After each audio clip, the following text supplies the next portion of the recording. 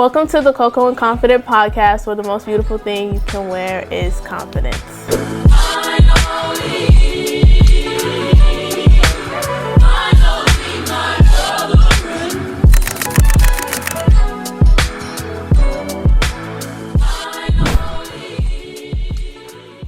Welcome back to the Coco and Confident podcast, where the most beautiful thing you can wear is confidence. I am your host, Marlene, and we are back with another episode 5, our last episode of the season.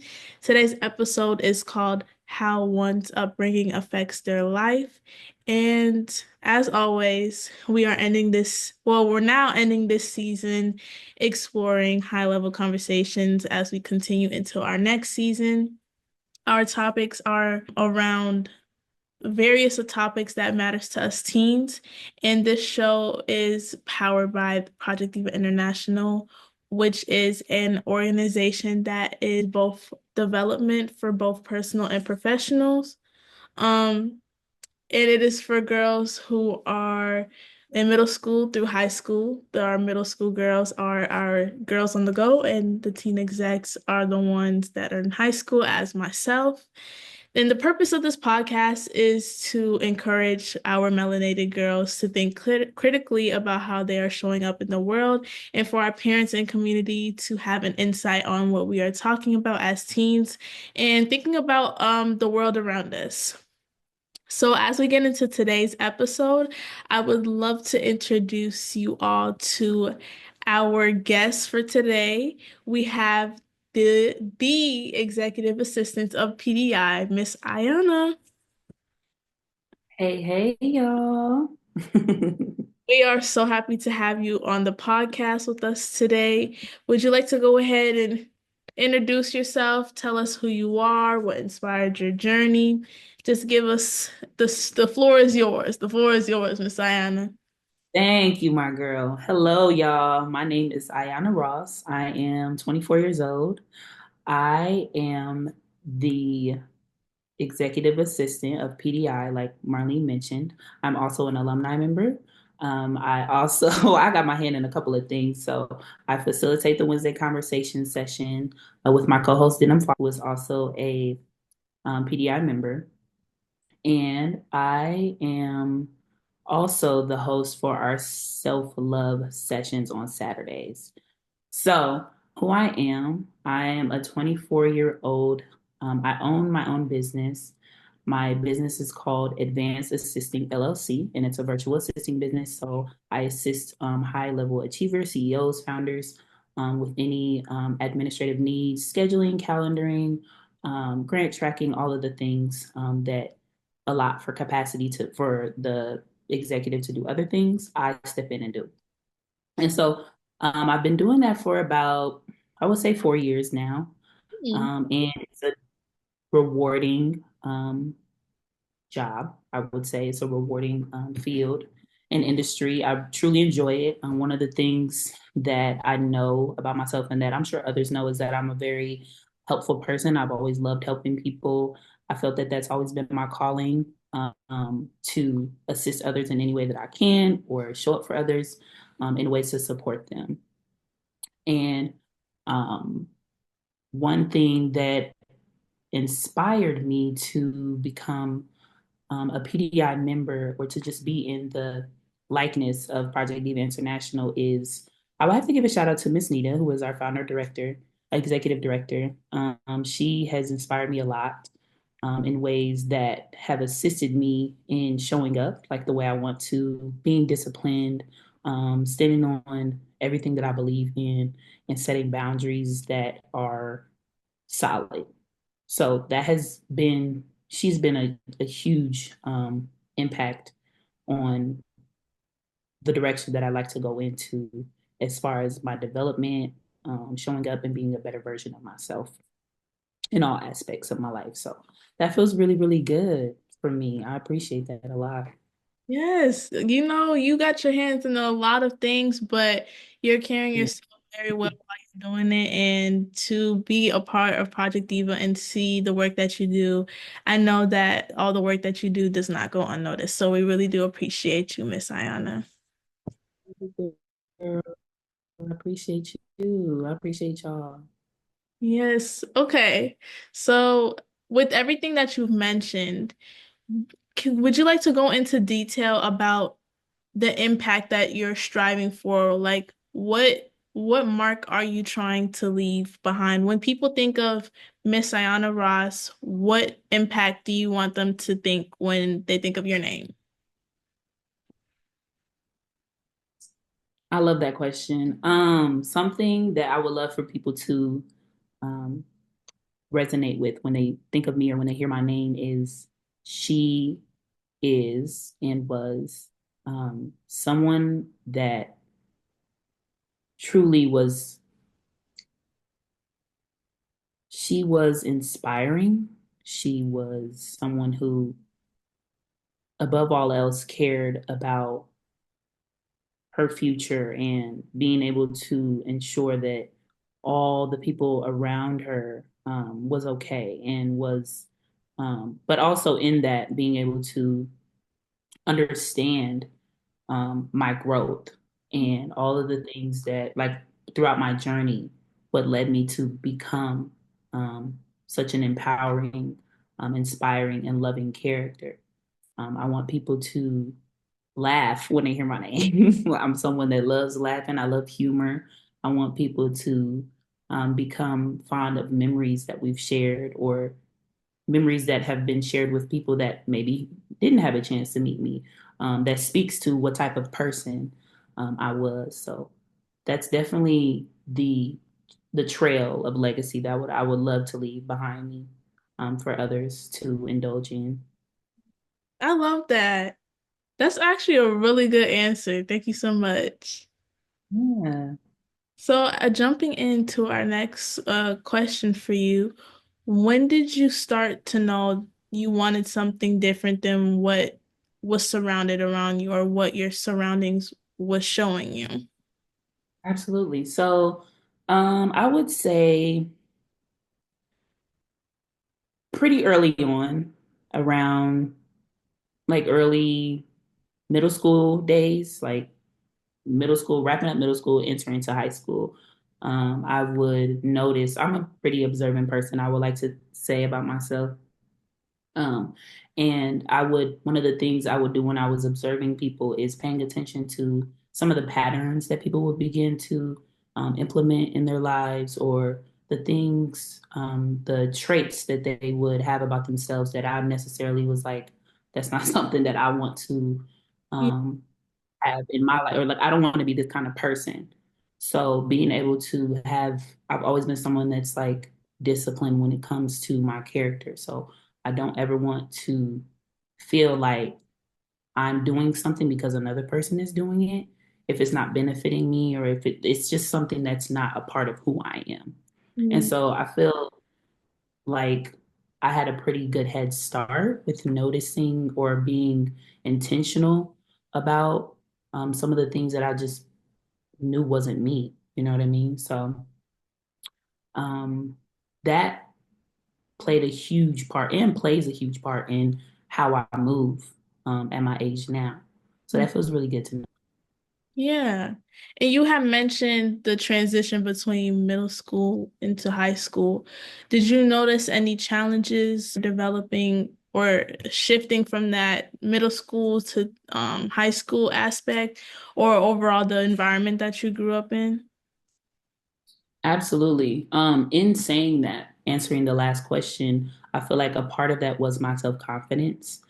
It wasn't the highest, but I had enough to know what I wanted, or I knew what the end goal for what I wanted for myself was.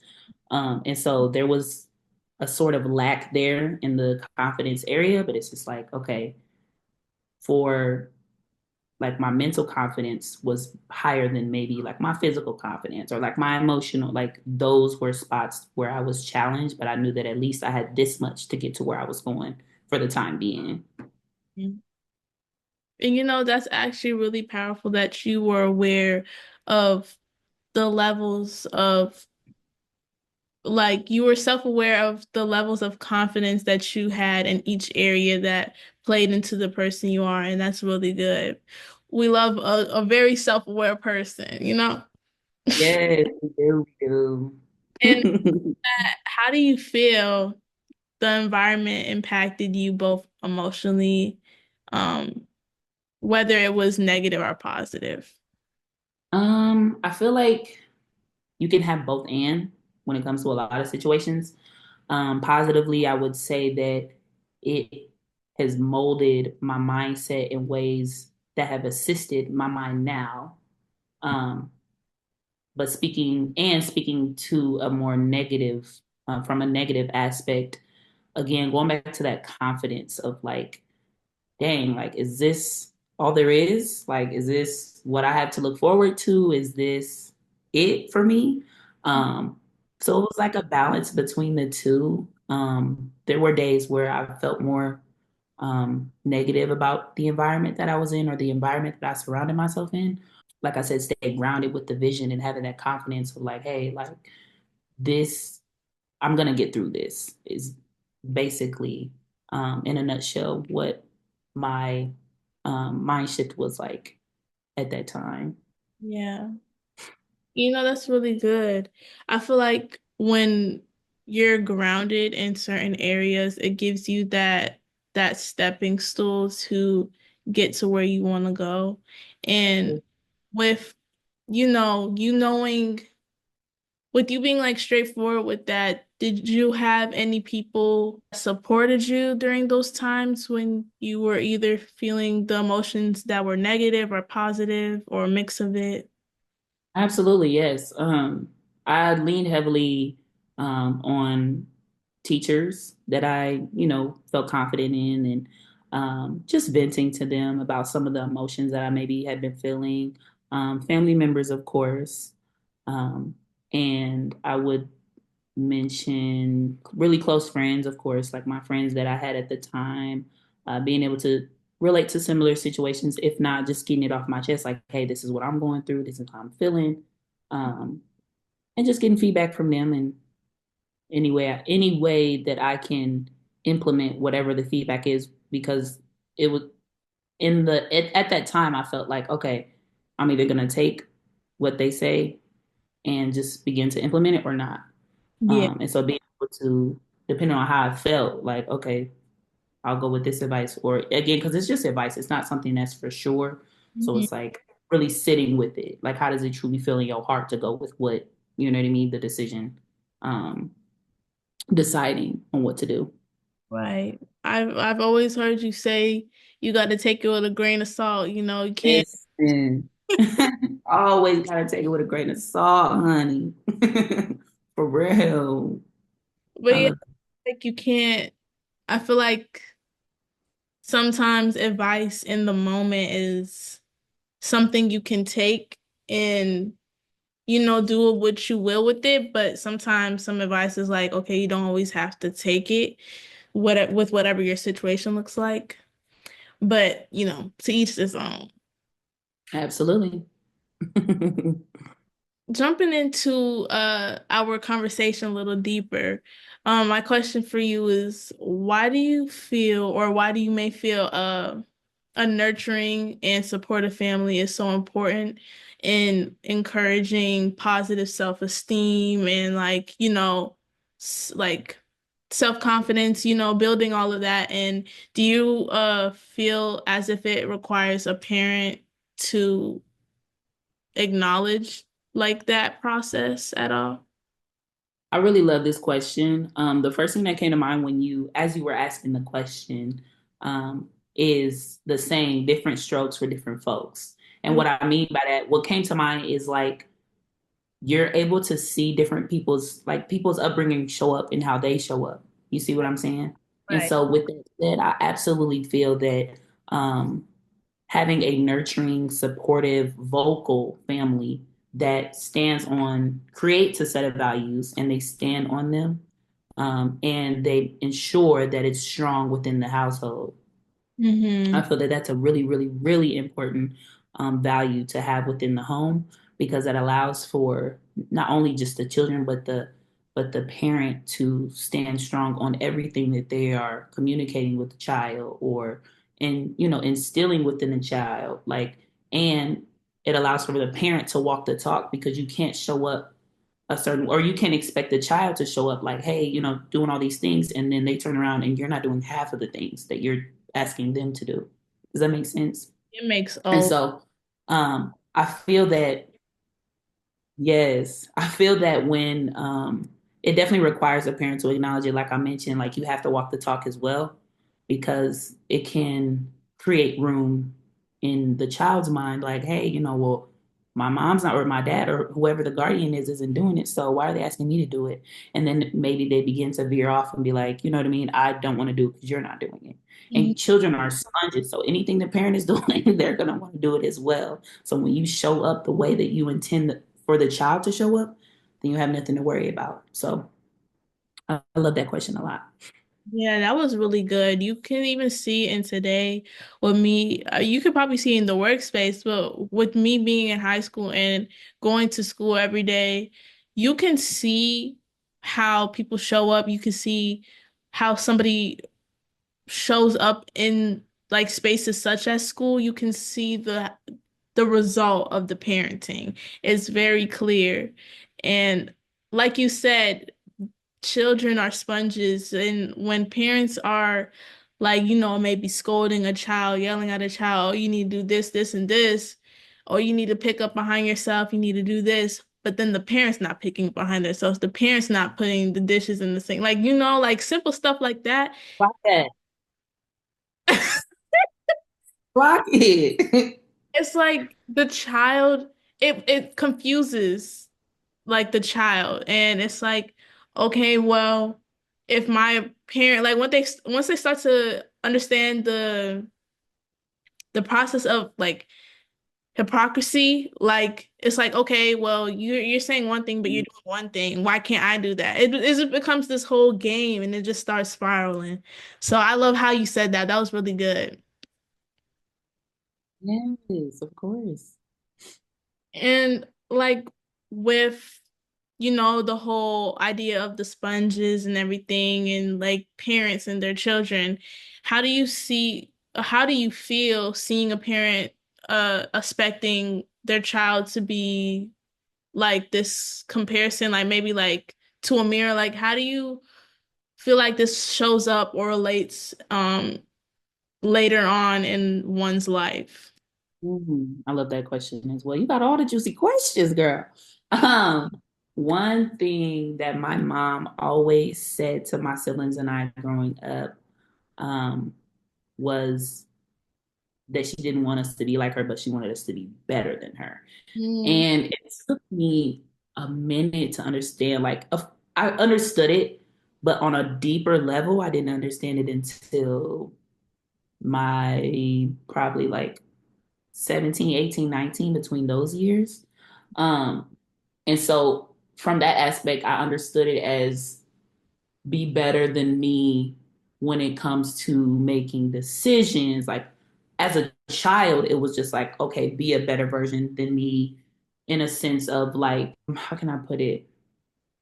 Like just be better than her in whatever way that felt like for me when I was a kid. But like I mentioned, just growing up between those years of age, it was like be better than me when it comes to making decisions, be better than me when it comes to showing up, be better than me in like the when it comes to morals and having values, like be better than me in that aspect. And so I have in my as I'm entering, as I've been in my 20s, that saying and that aspect of that has been really at the front of my brain as I've been um, creating relationships with people and showing up for myself and bettering myself and doing all these things to ensure that the version that I want to be or that I strive to be is better than who my mom wanted me to be better than. You know what I mean? Like that version of her that she wanted me better than. And so I've been sitting with that a lot. Like I said, as I've been in my early 20s, as I'm making decisions and being around people that I care about and, loving on people and showing up for people, it's like I have to understand and be okay with knowing that others aren't thinking the same thing as me when it comes to the developmental piece. Does that make sense? And Yeah. so I definitely have to give myself a pat on the back more when it comes to that, um, because it can get easy for me to be like, look at the negative aspect of it, like feeling like I'm leaving people behind, or you know what I mean? I'm not doing maybe what they want me to do it in ways that they want it done. And Mhm. so letting go of that and being okay with that is like a huge part of it as well. Yeah, that was good. I mean, just you saying your mom saying that, I want you to be better than whatever, like you said, what that may look like, really hit home. And I know it probably hit home for a lot of our confidence crew because it just makes you think, okay, whatever age your parent had you and just seeing how that journey looked for them, it's like, okay, nobody's perfect. But at the same time, I know a lot of people are like, they say, oh, I don't want to grow up to be like my parent or, whatever that may look like. But then they notice that they are growing up into their parents. They're taking on those toxic traits or maybe even positive traits, like whatever it may look like. And I know sometimes it's more on the negative side, but I love how your mom said that she wants you to be better than like whatever the the thing that she wants you to be better than. And I love how you took that and were able to apply that to your 20s. That's really good. Thanks, Marlene. Yeah. And going back to the upbringing of one and the middle school and maybe even like the high school aspect, um, what are your thoughts on peer pressure? Oh my goodness. Peer pressure. I do not have a lot of familiarity with peer pressure.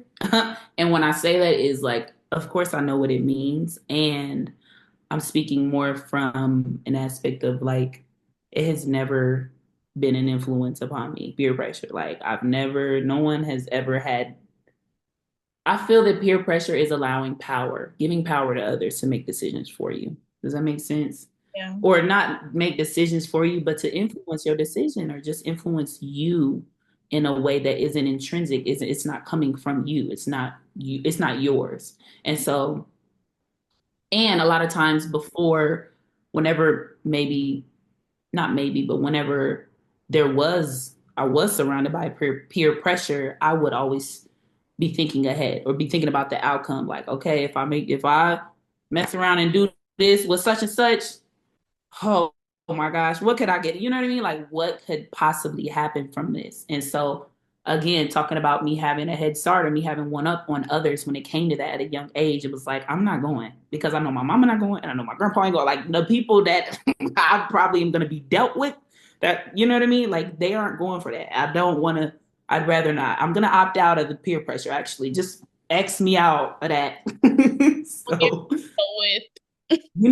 So yes, no, that I don't judge those who fall victim to peer pressure Mhm. because it's part of life. It's gonna happen, and you just have to be okay with whatever the outcome is. There's consequences to every choice, and so being able to know that my consequence of not falling peer pressure with such and such is maybe she won't talk to me for a couple days, or maybe they ain't gonna want to hang out. That's fine.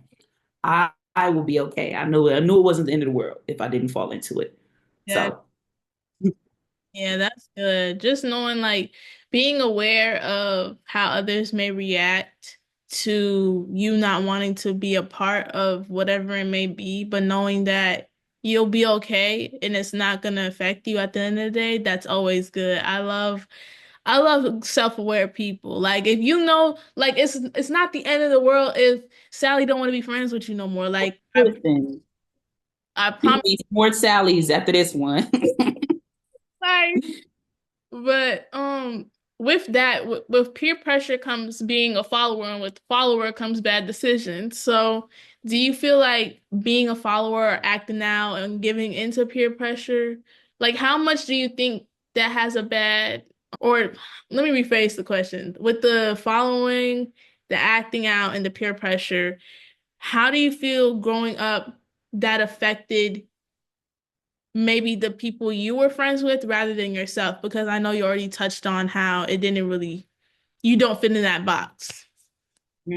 Absolutely. So for me, I would say just really seeing like how the consequences unfolded for the people that I surrounded myself or the ones I cared about or I called my friends. Like, because I didn't do this, I maybe have been called like a square or you scary or whatever. I will be all of these names. But I know if I ask my mama, can I go out and kick it with such and such, she's gonna say yes. Right. And when she hear about, oh, you was with such and such and they was doing this, was you? No, my hands are clean, ma'am. So being able to like see the consequences of their actions unfold and be like, dang, like but you aren't thinking the way that I'm thinking. So it's like I can't be mad at you for doing what you felt you wanted or needed to do. I just will see you when I see you. So yes, I listen.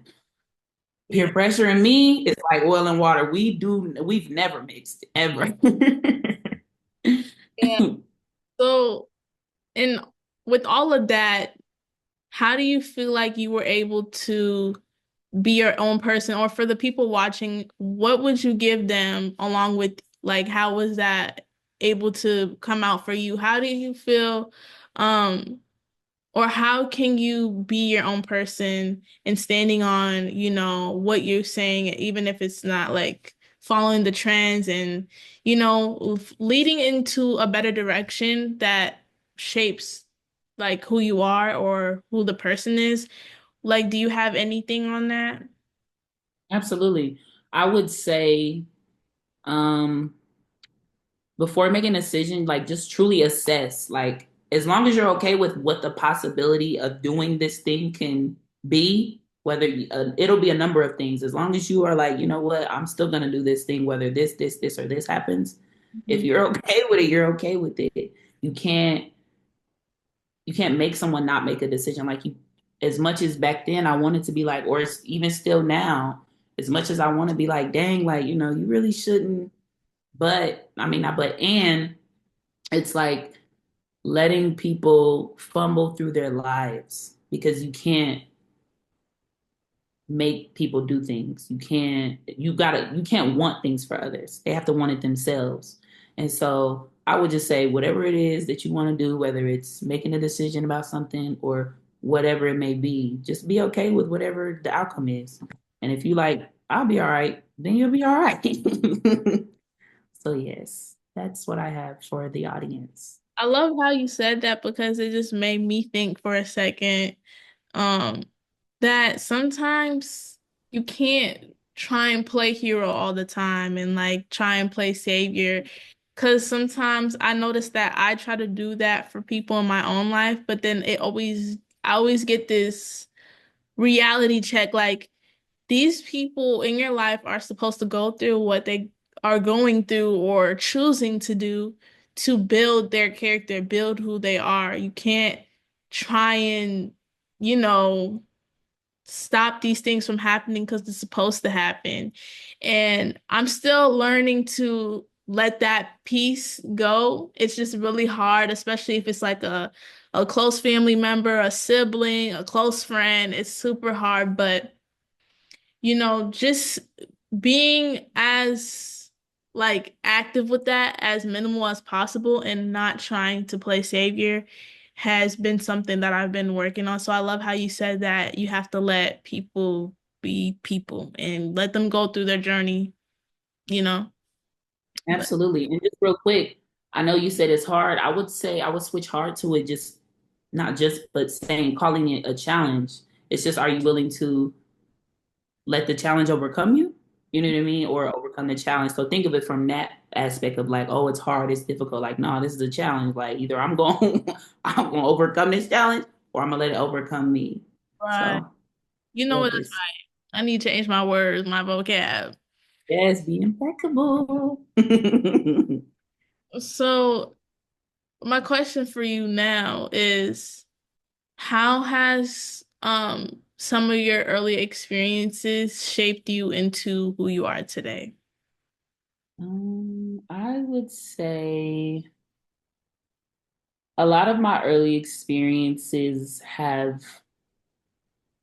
like, for instance, my experience with being an older sister. So my mom has 6 kids. She has one boy and 5 girls. My older brother, so he's the oldest, and then I'm the oldest girl, so I'm right after him. I'm the second child. And one thing, an example that I would use, an early experience that has helped or that has shaped me into who I am or some of the habits that I have now is being a big sister. And Mhm. so growing up in a household where there's a lot going on, you got a lot of people, different, a whole bunch of personalities, a whole bunch of decisions being made. There's energy, it's everything. Now, I've always been okay with being by myself. Like, whenever there's time for me to be alone, I love it. To a point where, like, whenever I would get in trouble growing up, or my mom would be like, "Oh, you're on punishment. Like, go to your room. Whatever. Blah blah blah." I would not even be upset. I wouldn't give her no lip. Like, okay, like, I'm just not. I just would go to my room because this is my spot. This is my joint. Like, this is where I want to be at anyway. And so my mom would just call my bedroom the tower. So they were like, "Oh, where's Anna?" Everybody called me Anna. Like, "Where's Anna?" She's like, "Oh, she's in the tower, but she wants to be there anyway." So she would jokingly just say that to, like, company and stuff, or like family friends that would come over, and I would just be serene in my own in my own lane. It's when I would be disturbed, or I'd be like, punishment is over with, and then it's all the chaos, and I'm like, oh gosh, it Mhm. sucks to say punishment is not that bad because I want to be in here alone. So yes, that is a huge, huge experience that has assisted with just molding who I am. Like, I don't love it, but I'm okay with being alone. I find comfort in being alone, and I appreciate the me being alone. It's my comfort in a way. It comforts me. So Mhm. yeah. The art of solitude is so beautiful to me. I feel like Oh. if you can be okay with being on your own, you're set. I know so many people that cannot, like, and it's they cannot be alone. They gotta be on the phone 24/7. They gotta be with somebody at lunch. They gotta go somewhere. They gotta be everywhere. Like, if they're by themselves, it's like it does something to them. It like shakes their bones a little bit. And over the past 2 going on 3 years, I've been learning the art of solitude, learning to be okay with being alone. Like, I kid you not, I used to be afraid to sit at lunch by myself. Not saying that I had a whole lot of friends, but just thinking about the perception people would have of me, like sitting by myself, bothered me heavily. But I've over the past, I would say 2 years, I've been learning to be okay with sitting by myself at lunch, and it's actually not bad. Like, sometimes I won't lie, sorry to whoever's watching, but sometimes when people do sit with me at lunch, I get annoyed because I'm like, I want to eat my lunch, watch my little YouTube. Like, You're practicing. You're in practice mode, literally. I love that. but yeah, Yes. really nice. It's really nice knowing that you can do things alone. You can go out to eat by yourself, journal by yourself, go to the park. It's always nice. So I love that that was something that was instilled with you from the beginning, and knowing that you're okay with it, and you can balance that. So I love that for you. Thank you, Yes. ma'am. So the with you having the upbringings that you did within your life, do you feel like the ones that you practice the most, or the ones that stood out to you the most, are currently influencing your choices like within your 20s or relationships? What does that look like? Absolutely. I definitely feel that my experience that have developed me have influenced the way I go about relationships, friendships, whatever that looks like for me, Mhm. in ways that can both be negative and positive, mostly positive.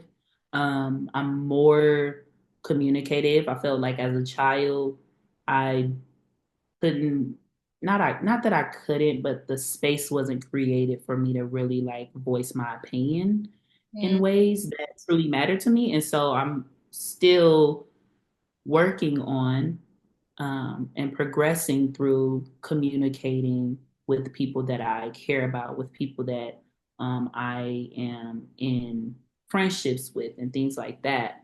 That's definitely affected the way that um, I connect with others. And I'm a people person. You would think like it would just come to me naturally. Mhm. And a lot of times it just doesn't. Like I'll just be, you know what I mean? It'll just like maybe there's that blockage and I'm like, I'm this isn't me. And so it's just something that I just gotta get through that blockage of that childhood um challenge is what I would call it. Mhm. Yeah, and I know you have mentioned like some communication with like the people you love. So with that communication being a skill, are there some skills or like some social skill tips that you had or have that Um own your truth as being an adult?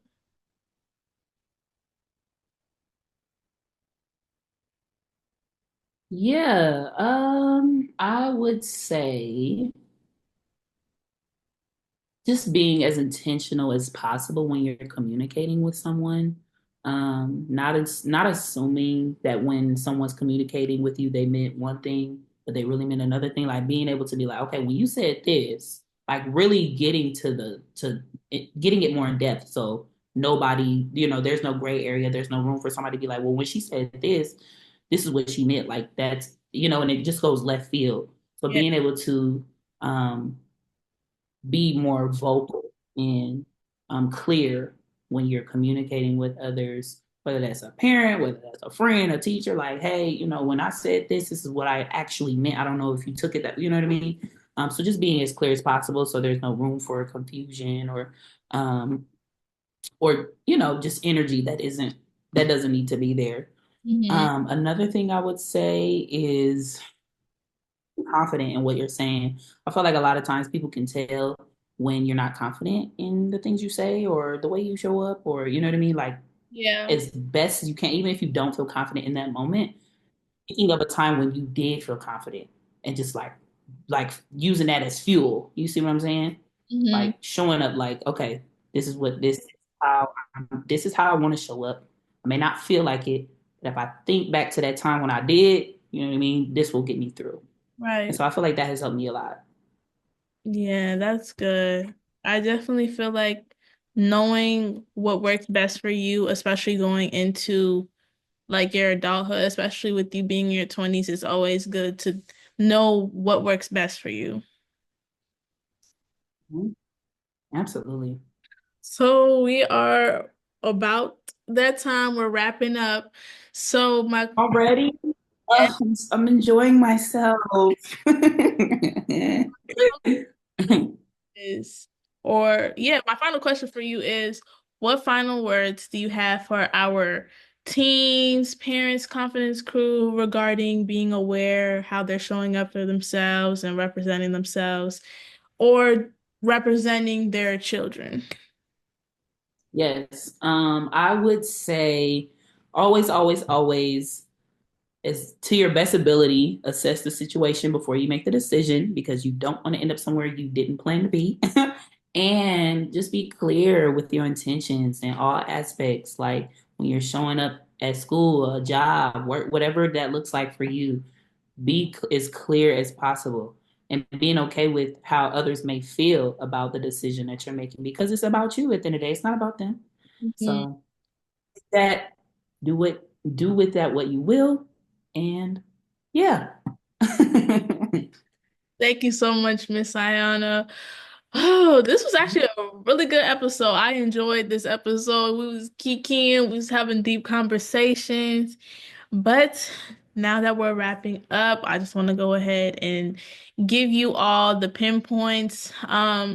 What I'm taking away from today's episode is that last chunk that Miss Ayana had said right here. She said that, being clear. She had said, do not assume. And that, when she said that, that hit me because I do not like when people make assumptions about me but sometimes I subconsciously do it to others. So making sure that I'm being intentional with that. Miss Ayana, do you have any takeaways before we close out? I am taking away feeling so honored and happy that I got to be the special guest for the end of the episode, honey. Okay. And with that, just feeling really inspired by you, Marlene, because it takes work to do this. You know what I mean? Like you doing your thing.